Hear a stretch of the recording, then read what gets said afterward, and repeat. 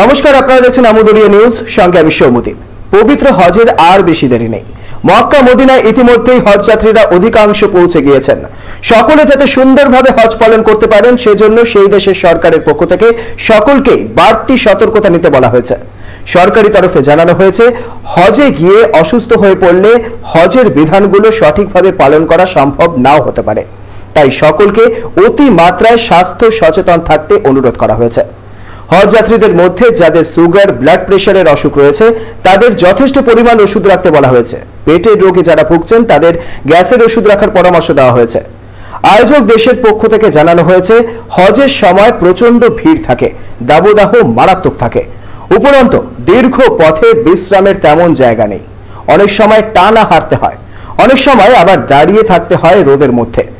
এ ধরনের প্রতিকূল পরিস্থিতি ধৈর্য সহকারে সহ্য করার মতো মানসিক প্রস্তুতি থাকতে হবে বলে জানানো হয়েছে। সৌদি আরবের সরকারের পক্ষ থেকে জানানো হয়েছে, সৌদি আরবের সরকারের পক্ষ থেকে রোজই প্রচার করা হচ্ছে যে হজের সময় আবহাওয়া থাকবে প্রবল গরম, তাই সঙ্গে ছাতা রাখা জরুরি। জলের বোতল সঙ্গে রাখাটাও আরো বেশি জরুরি। সৌদি সরকারের পক্ষ থেকে হজ যাত্রীদের বলা হয়েছে, গ্লুকোজ, খেজুর, বিস্কুট সঙ্গে রাখাটা ভালো। গরমে শরীর থেকে জল বেরিয়ে যায়, জল শূন্যতা এড়াতে তার সঙ্গে রাখতে হবে। সৌদি সরকারের বিশেষজ্ঞরা খাবারের ব্যাপারেও সতর্ক করে দিয়েছেন। তারা বলেছেন, অতিরিক্ত ভাজা পোড়া খাবার খাওয়া থেকে বিরত থাকতে হবে। সৌদি আরবের সরকারি সূত্রে জানানো হয়েছে, নানা দেশের হজযাত্রীদের নিরাপত্তা সুরক্ষিত রাখতে সব রকম পদক্ষেপ করা হয়েছে। খোলা হয়েছে প্রচুর হেল্পলাইন, স্বাস্থ্য পরীক্ষার ব্যবস্থা হয়েছে বিভিন্ন পয়েন্টে। ইতিমধ্যে সৌদি আরব সরকারের পক্ষে সবচেয়ে বেশি জোর দেওয়া হচ্ছে ছাতা ব্যবহারে।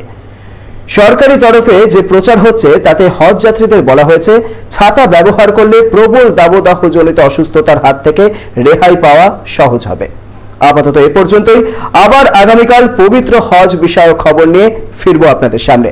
সঙ্গে থাকুন, চোখ রাখুন আমুদরিয়া নিউজে। আমুদরিয়া নিউজ, প্রান্তজনের কণ্ঠস্বর।